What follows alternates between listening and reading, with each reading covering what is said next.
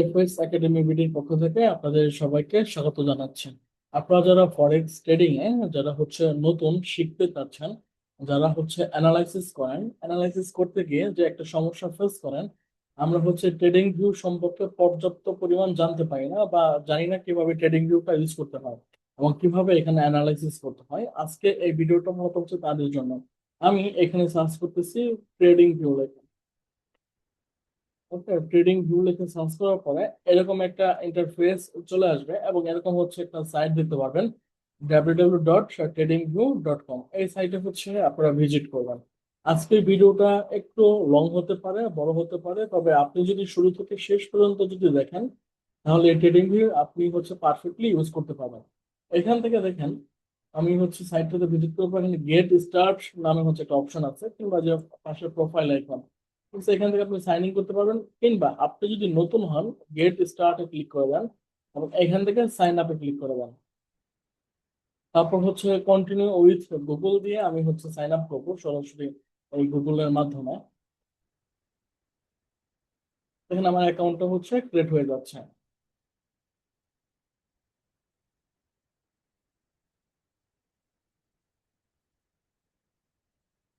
এরকম আসার পরে আমরা নিচের দিকে স্ক্রল করার পর দেখেন এখানে কন্টিনিউ নামে একটা অপশন আছে, কন্টিনিউতে আমরা ক্লিক করে দিলাম। এখানে এখন দেখেন এটা অলরেডি সাইন আপ হয়ে গেল। সাইন আপ হয়ে যাওয়ার পরে একটু অপেক্ষা করতে হবে। এখানে দেখেন এই যে ইউজার নেম নামে একটা অপশন আসছে, এখানে আপনারা আপনাদের মতো করে একটা ইউজার নেম এখানে প্রোভাইড করে দেবেন। তারপর আমি এখানে দুইটাতে টিক মার্ক দিয়ে আমি এখানে নেক্সট ক্লিক করতেছি। এখন আমার এখানে কি হয়ে গেছে, ট্রেডিং ভিউতে অ্যাকাউন্টটা হয়ে গেছে।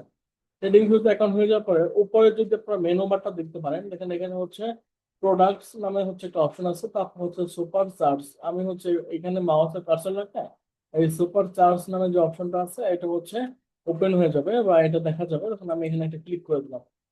ক্লিক করে দেওয়ার পরে এরকম একটা ইন্টারফেস আমাদের সামনে কি আসবে, চলে আসবে।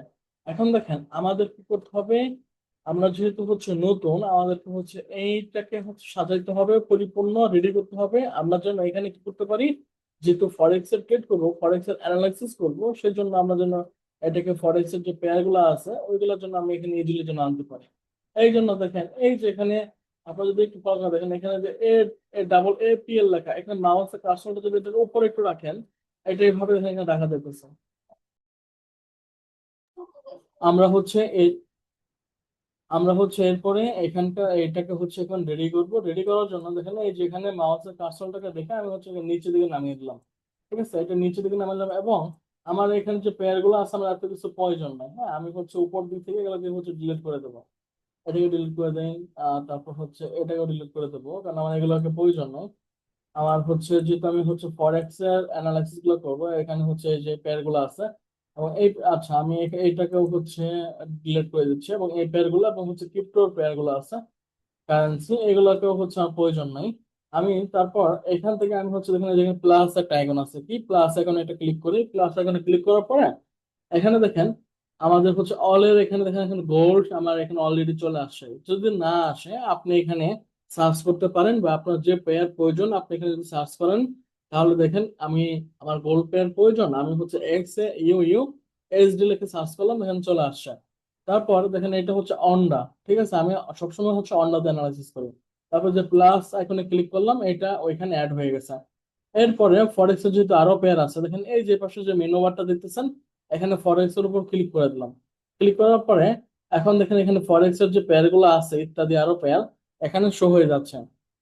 আমি এই ইউরোতে ওই যে অন্ডা এটাতে প্লাস আইকনে ক্লিক করে দিলাম, এবং এখানে আমার একটা অলরেডি ছিল আমাদের ইউরো, বাট এটা এফ এক্স সিএম এর, এটা আমার প্রয়োজন নাই, এই জন্য এটাকে ডিলিট করে দিলাম।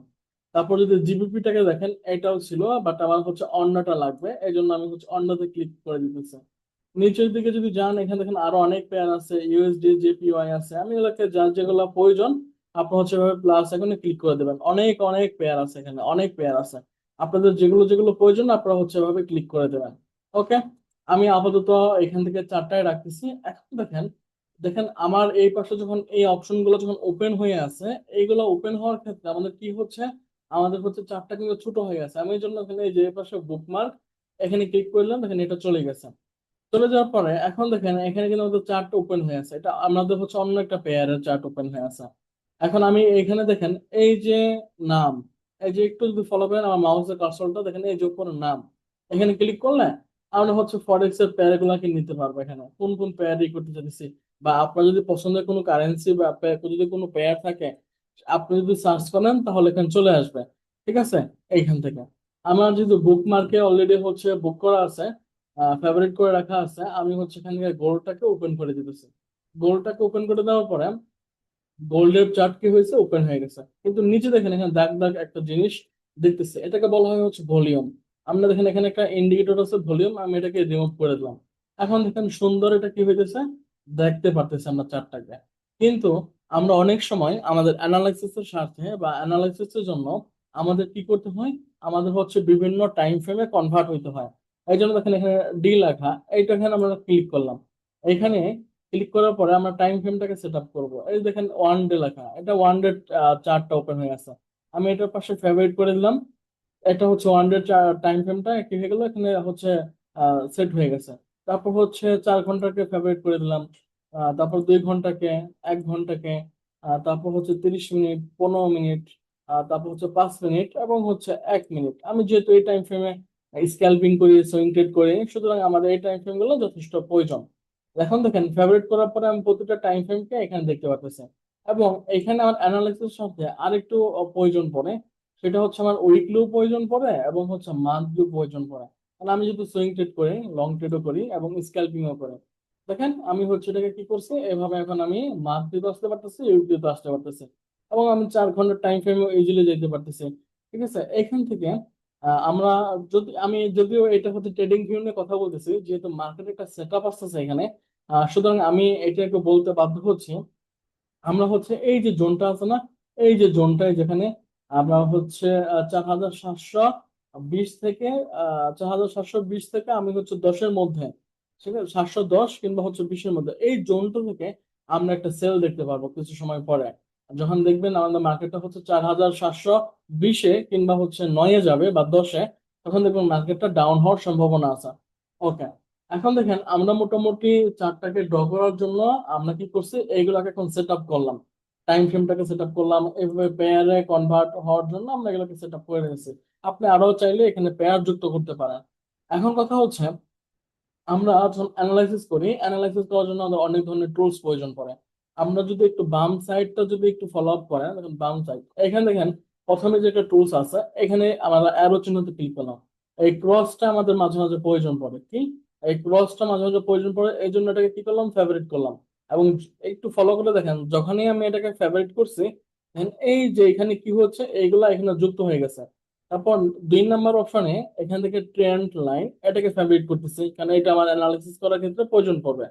তারপর হচ্ছে হরিজন্টাল লাইন, এটাকে আমি হচ্ছে ফেভারিট করে দিলাম। তারপর হচ্ছে হরিজন্টাল রে, এটাকে আমি এখানে হচ্ছে ফেভারিট করে দিলাম। তারপর হচ্ছে ভার্টিক্যাল লাইনটাকেও আমি এখানে ফেভারিট করলাম। তারপর হচ্ছে ক্রস লাইনটাকেও হচ্ছে কি করে মাঝে মাঝে আমাদের হচ্ছে প্রয়োজন পড়ে, সুতরাং এটাকে রাখতে পারেন, না রাখলে সমস্যা নাই। তারপর হচ্ছে প্যারালাল চ্যানেলটাকে আমার প্রয়োজন পড়ে, এবং এগুলোতে আমাদের অ্যানালাইসিস করতে হয়।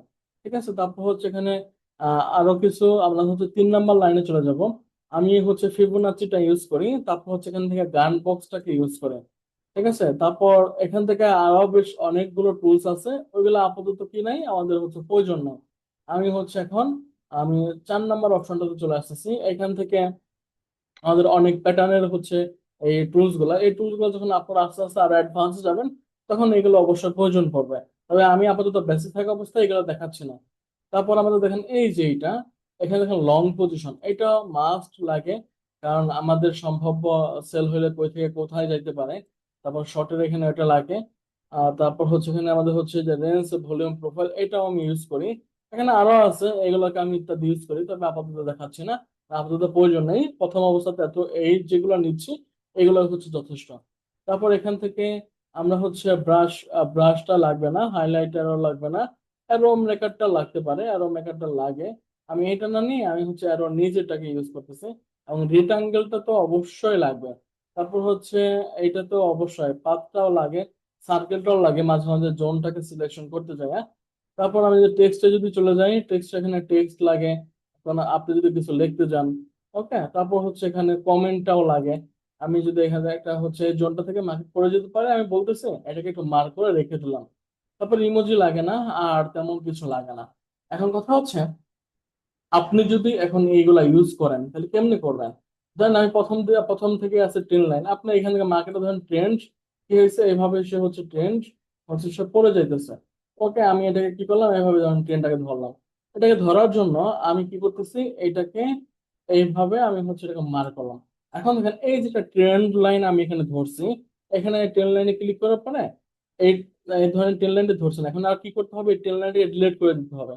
টেন লাইনে ক্লিক দেন, ক্লিক দেওয়ার পরে এই দেখেন ডিলিট বাটন, কোথায় এর ডিলিট বাটন, এই রিমুভে ক্লিক করে দেখেন চলে গেছে। এখন আপনি যদি সেন্সার চলে গেছে আর ব্যাক আসো, এই যে উপরে দেখেন এটা হচ্ছে ব্যাক করার অপশন, এই দেখেন ব্যাক হয়ে গেছে। ওকে, এখন আমি এখানে ক্লিক করে, আপনি যদি দেখেন এখানে দেখেন ক্লিক করার পর অনেক টুলস বক্স ওপেন হয়ে গেছে। এখান থেকে হচ্ছে কালারটাকে আপনি চেঞ্জ করতে পারেন। ঠিক আছে, ধরেন এটা নীল কালার আছে, আমি চাইতেছি কালো কালার করার জন্য, দেখেন কালো হয়ে গেছে। আবার আগে নীল করতে চাই, যে নীল।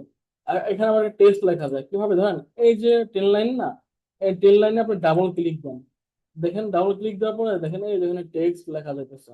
ঠিক আছে, যে আচ্ছা এখানে না, ধরেন এই যে টেন লাইনের উপর দেখেন এই যে অ্যাড টেক্সট নামে একটা অপশন আছে, ওইখানে ক্লিক দেন, দেখেন এই যে টেক্সট অপশনটা ওপেন হয়ে গেছে। তারপরে আপনি এই টেন লাইনে ক্লিক করে দেওয়ার পরে দেখেন ওই যে উপরে দেখেন এই যে টেক্সট কালার, তারপর হচ্ছে এই লাইনটা দেখেন একটু মোটা হয়ে গেছে, চাচ্ছেন চিকন করতে, ওয়ান টু এক্স এর দিলে দেখেন এটা চিকন হয়ে গেছে। বা আরো মোটা করতে চান, এই যে থ্রি পিক্সেল দিলে এটা আরো মোটা হয়ে যাবে। তবে আমি ওয়ান পি এক্স টা ইউজ করি, তবে আপনারা প্রাথমিক অবস্থায় টু পি এক্স টা ইউজ করবেন। তারপরে এই লাইনটা কি এভাবে থাকবে নাকি চেঞ্জ করবেন? কেমন চেঞ্জ করতে পারেন চাইলে, এখান থেকে আপনি হচ্ছে ড্যাশ ড্যাশ লাইন করতে পারেন, বা এটাকে হচ্ছে আপনারা ডটেড লাইন করতে পারেন এইভাবে। তবে সবচাইতে ভালো লাইনটা রাখা। তারপরে যে ডটেড লাইনের পরে হচ্ছে সেটিং অপশন, এটাকে করলে আপনার হচ্ছে এখানে আপনি টেক্সট লিখতে পারতেছেন। টেক্সটটাকে কিভাবে হবে, মিডিলে হবে না কিভাবে হবে, টেক্সটটা যা লিখবেন, এখন আমি ট্রেন্ড লাইন লিখতেছি, ট্রেন্ড লাইন।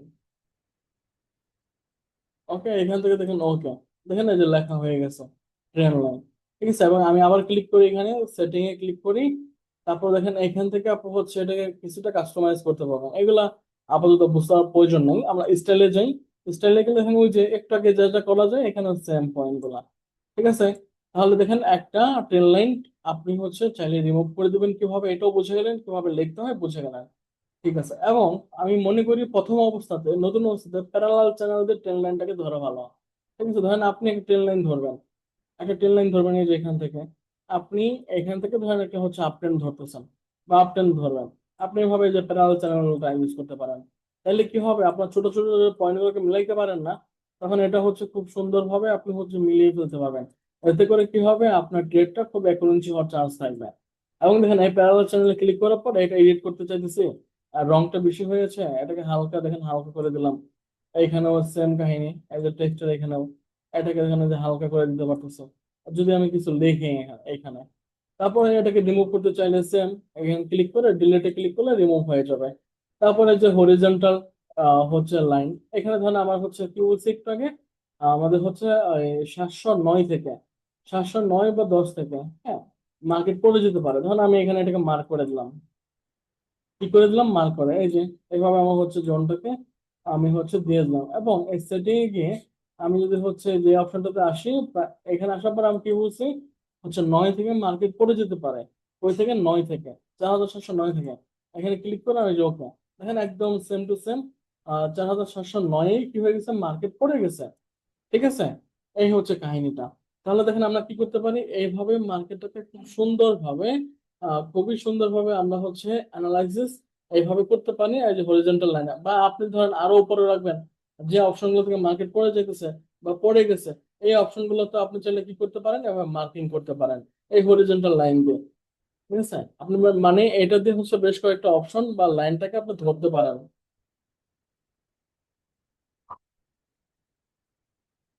এরপরে আমাদের হচ্ছে ধরেন এখানে আছে কোনটা, হরিজন্টাল রে।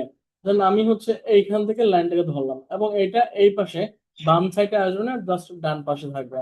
ঠিক আছে, ভবিষ্যতে কোথায় কোন দিকে যাইতে পারে, ঠিক এইভাবে কাহিনীটা। ওকে, আমি হচ্ছে এভাবে এটা ধরলাম। তারপর ধরেন হচ্ছে ভার্টিক্যাল লাইন, ধরেন আমি চাইতেছি কি মার্কেটটাকে ভাগ করতে, এইটা এইটার ডান পাশের মার্কেট কি করতেছে এটা অতটুকু দেখবো, এই জন্য এটাকে আপাতত ভাগ করে রাখলাম। তারপর হচ্ছে এখানে আছে কি প্যারালাল চ্যানেলটা দেখাইছে। এখানে হচ্ছে ফিবোনাচ্চিটা। ফিবোনাচ্চিটা ধরেন এইখান থেকে এখানকার মার্কেট পড়ে গেছে, এই পর্যন্ত পড়ে গেছে। এইভাবে আপনি কি করতে পারেন, মার্কেটটাকে হচ্ছে এখানে আপনার ফিবোনাচ্চি স্টেজ অনুযায়ী আপনি হচ্ছে এটাকে মার্কিং করতে পারেন, এবং আপনি আপনার স্টার অনুযায়ী হচ্ছে ফিবোনাচ্চিটা ইউজ করবেন। তারপর ধরেন এখানে হচ্ছে লং পজিশন, শর্ট পজিশন। আমি বলতেছি শর্ট পজিশনে যেখান থেকে পড়ে যাবে মার্কেট, এখান থেকে পড়ে যাবে, আমি হচ্ছে এইখানে হচ্ছে আমার এইখানে ধরেন আমি এসএল টাকা রাখলাম, এবং আমার কি হতে পারে মার্কেট এত দূর আসতে পারে। ঠিক আছে, যেভাবে আমি কি করছি রেখে দিচ্ছি। ঠিক আছে, তাহলে আপনি বুঝতে পারবেন এটা কতটুকু প্রফিট দিচ্ছে, 1:, আমাকে হচ্ছে 6 বা 7 প্রফিট দিতেছে। বা এইখান থেকে মার্কেট উপরে যেতে পারে, এই অপশনটা থেকে উপরে যেতে পারে। তাহলে হচ্ছে আমি লংটাকে ধরলাম, এই যে লং ধরে আমার এসএলটাকে, সরি, আমার হচ্ছে লংটাকে ধরে আমার এসএলটাকে রাখলাম হচ্ছে এখানে। আমার সব কতটুকু যেতে পারে, এই পর্যন্ত যেতে পারে। ঠিক আছে, বা 5,000 যেতে পারে। এইভাবে হচ্ছে আপনি এগুলো কি করতেছেন, মার্ক করলেন। তারপরে এটা হচ্ছে আপনার রেঞ্জ ভলিউম। তো এখান থেকে ধরুন মার্কেট পড়ে গেছে, আমি এইখান থেকে হচ্ছে জাস্ট দেখতে যাচ্ছে ভলিউম কেমন আছে, কোথায় ভলিউম বেশি কি। ঠিক আছে, আমি স্পষ্ট ভাবে কি করতে পারতেছি, দেখতে পারতেছি। এই তো এইভাবে আপনারা হচ্ছে কি করবেন, এই টুলস গুলাকে খুব পারফেক্টলি কি করবেন, ইউজ করবেন। এবং এখানে আপনি যদি দেখেন এই সবগুলো ড্রকে রিমুভ করতে চাইতেছেন, মাউসের আপনি হচ্ছে এই চার্টে ক্লিক করে মাউসের রাইট বাটনে ক্লিক করবেন, রিমুভ ফোর ড্রয়িং এ ক্লিক করে দেন। ঠিক আছে, সব রিমুভ হয়ে গেছে। এখন আবার সবগুলো ব্যাক আনতে চাচ্ছেন, এই যে ব্যাক বাটনে ক্লিক দেন, সব ব্যাক চলে আসবে। সব ব্যাগ চলে আসছে। আবার হচ্ছে ডিলিট করতে চাই, যে ডিলিটে ক্লিক করে দিলাম। খুব সুন্দর বিষয়গুলো। এবং দেখেন এখানে আমাদের অ্যারো চিহ্নটা, আপনি অ্যারো দিয়ে এটাকে মার্কিং করে দেখাতে পারবেন, হ্যাঁ এখান থেকে এইটা হইতেছে, মার্ক করতে পারেন বা দেখাইতে পারবেন। এবং দেখেন এখানে রেক্টাঙ্গেল বক্সটা কি বলছি, এখানে একটা জোন ধরার ক্ষেত্রে আপনি এটাকে ইউজ করতে পারেন। এভাবে একটা জোন ধরলাম, এইটা হচ্ছে একটা জোন। এভাবে জোন ধরার জন্য ইউজ করতে পারলাম। এবং আপনি এই পাতের মাধ্যমে আপনি এটাকে করতে পারেন এইভাবে, এইভাবে মার্কেটটাকে পড়ে যেতে পারে, এইভাবে আপনি দেখাইতে পারেন। সম্ভাব্য ভবিষ্যতে এমন হইতে পারে। ঠিক আছে, কিংবা এমন না হয়ে আবার এমন হইতে পারে মার্কেট এখান থেকে উপরে উঠে এইভাবে সে উপরের দিকে উঠে 5,000-এর দিকে মুভ করতে পারে।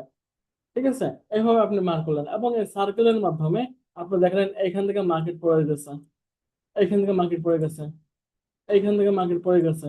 এগুলাকে ধরে আপনি চিহ্নিত করলেন কোন কোন অপশন থেকে মার্কেটটা পড়ে গেছে।